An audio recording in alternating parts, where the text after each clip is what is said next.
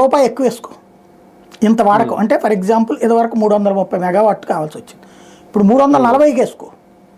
ఇప్పుడే కనుక మనం ఆఫర్ అడిగామనుకోండి 2.5 రూపాయలకే వస్తుంది. ఇంకోటి మన దగ్గర బొగ్గు ఆధారిత కరెంటు సంస్థలు ఉన్నాయి. VTPSలో అంటే ఇప్పుడు దాన్ని నార్ల తాతారావు అంటున్నాం, NTPDPS అంటున్నాం.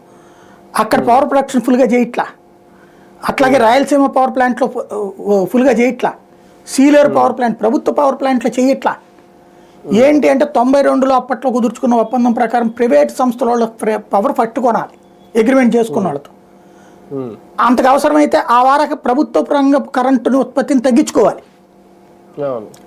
దీన్ని వంక పెట్టి ఇప్పుడు ఇది ప్రొడక్షన్ ఎట్లా ఉందనుకోండి, అంటే ఇప్పుడు కరెంటు కోతలు ఇప్పుడు మనం 300 మెగావాట్లు అవసరం ఉంటే 350 రేపు పొద్దున ఎండాకాలం వస్తుంది అనుకున్నప్పుడు వీళ్ళని మీరు ప్రిపేర్డ్గా ఉండండి అని చెప్పాలి. ఈ ప్రభుత్వ రంగ సంస్థలో ఏంటంటే 6 గంటలు పడుతుంది మనం ఇప్పుడు చెప్తే ప్రొడక్షన్ బిగిన్ కావడానికి. వాళ్ళకి చెప్పేస్తే ఆ రోజుకి ప్రిపేర్ చేసుకుంటారు. వీళ్ళు అట్లా కాకుండా వాళ్ళ విషయాన్ని పక్కన పెట్టేసేసి చేస్తున్నారట. అంటే అప్పుడు ఏమవుతుంది, పీక్ కవర్ బడ్జెట్ అని అంటారు. అంటే ఫర్ ఎగ్జాంపుల్ పీక్ అవర్లో ఇప్పుడు కరెంట్ ఇక్కడ బాగా ఇది వచ్చేస్తుంది అనేసి చెప్పేసేసి ఆ ప్రైవేట్ సంస్థలతో ముందే వీళ్ళు మాట్లాడేసుకుని 20